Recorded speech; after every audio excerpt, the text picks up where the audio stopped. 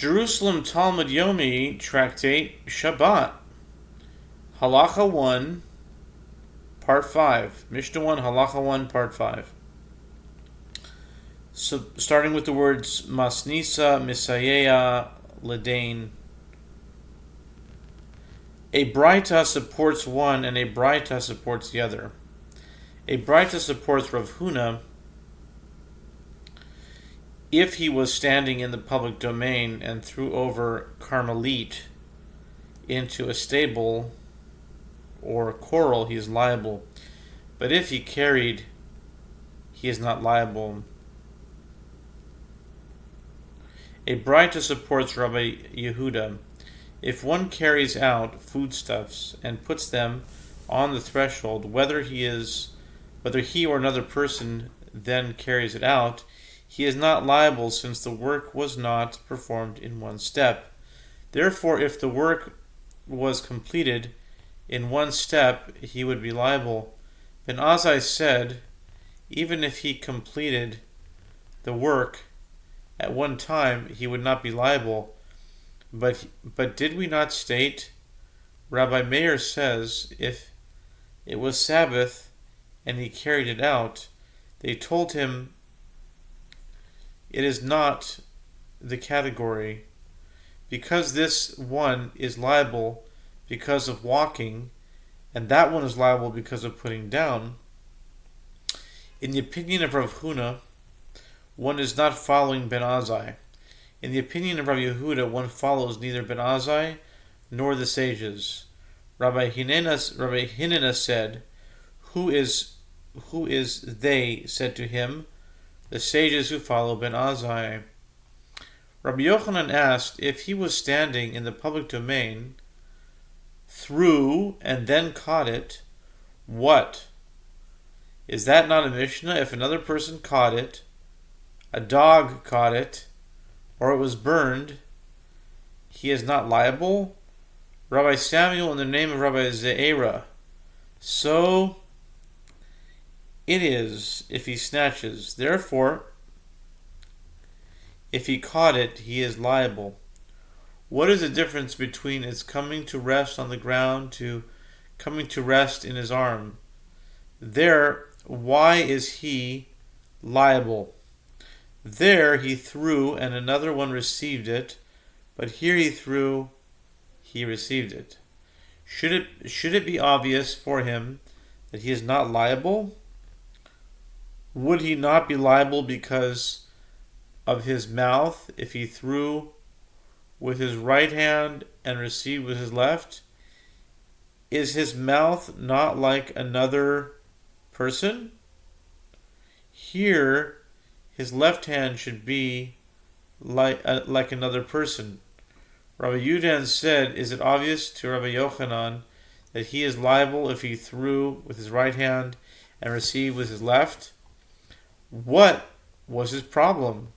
If he threw with his right and he received with his right hand, the rabbis of Caesarea, Rabbi Shammai, in the name of Rabbi Acha, he is in doubt whether he is liable even if he threw with his right hand and received with his left.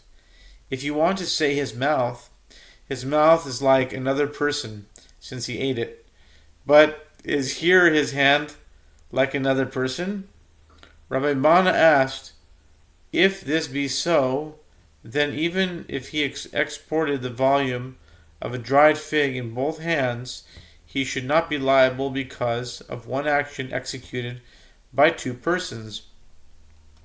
Rabbi Chia bar Ada said to him, is that when he did it? But was it not stated an individual who acted is liable, two or three who acted are not liable? Rabbi Yochanan said if somebody was standing in the public domain, collected rain from the airspace of walls, and carried it out, he is liable. Rabbi Abun bar Chia, in the name of Rabbi Zera. It is so if he grabbed it, but if he collected it, he is not liable. What is the difference between whether a person gave him or heaven gave? It follows, Rabbi, for Rabbi made the airspace of walls like their substance. If he was standing inside, and his hand full of produce was stretched to the outside, when the day became holy, he is forbidden to take it back. Rabbi Acha in the name of Rabbi Abba, following him who said that it is forbidden to use the space below 10 handbreadths, there are Tanaim who state it is permitted.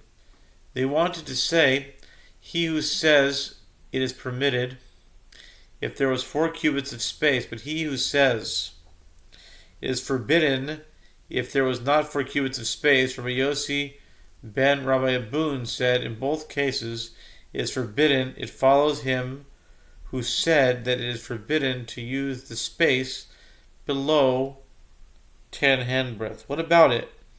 He who says it is forbidden below 10 handbreadths, he who says it is permitted above 10 handbreadths. Mishnah. The poor man is liable, but the householder is not liable. Rabbi Yehuda in the name of Samuel, only if the poor man's hand is within 10 handbreadths from the ground. Rabbi Ze'era said, if he is distant 4 handbreadths from the wall. But if he is not distant 4 handbreadths from the wall, it is a Carmelite. Rabbi Elazar in the name of Rabbi Shimon Karsana, if his face was turned towards the public road, but if his face was turned towards the wall, it is a Carmelite. Rabbi Chizda in the name of Rav Ashi, if a stick stuck in the public domain 10 handbreadths high, anybody who uses anything from it into the public domain or from the public domain into it is liable. Rav said a leather container which stands in the public domain 10 handbreadths high and 4 wide, anybody who uses anything from it into the public domain or from the public domain into it is liable. Rabbi Hoshaya stated, a candelabra which stands in the public domain 10 handbreadths high and its flower 4 wide, anybody who uses anything from it into the public domain or from the public domain into it is liable. Rabbi Mana said, not only a candelabra, but even a stick stuck in the public domain 10 handbreadths high, with a table fixed to its head, anybody who uses anything from it into the public domain or from the public domain into it is liable. From where do we know that the higher than 10 handbreadths is a different domain? Rabbi Abahu in the name of Rabbi Shimon ben Lakish, there I shall make my appearance to you, and I shall speak to you from above the cover, which is on the Ark of the Covenant, from between the 2 cherubim. And it is written, you have seen that from heaven I spoke to you.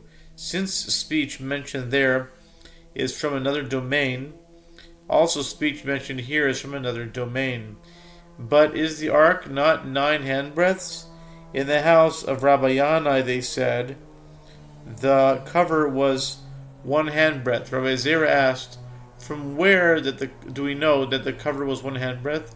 Rabbi Hananiah bar Samuel stated, for all the vessels in the sanctuary, the Torah gave the measure of length and width, and gave the measure of its height, except for the cover, where the Torah gave the measure of length and width, but did not give the measure of its height. Therefore we shall learn it from the smallest vessel in the sanctuary. You shall make for it a frame of 1 handbreadth all around. Since it was 1 handbreadth, so also here 1 handbreadth. But maybe it is only make a golden wreath as its frame all around. Since there is a minimal size, so here also is a minimal size. What about it? Rav Acha bar Jacob said, face. There is no face less than a handbreadth.